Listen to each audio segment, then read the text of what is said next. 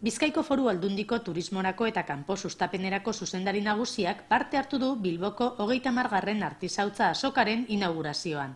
Azoka Kantauri itsasaldeko kalitate mailarik goreneko erakusleioa da.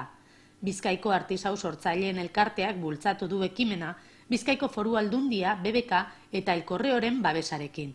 Urtarrilaren 6 arte zabalik egongo den azokak 40 batzen ditu berotutako esparru zabala beteaz Arriaga antzokiaren ondoan. Bertan artisauek eskulana egingo dute ekoiztutakoa erakutsi eta saltzeko.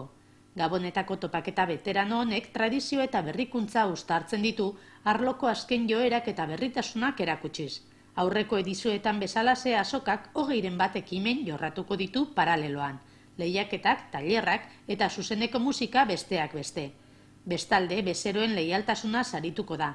Horretarako, erosketak egiteko bono lote bat zozketatuko da azokan. Iaz lortutako 80.000 bisitarien kopurua gainditzea espero dute aurten antolatzaileek.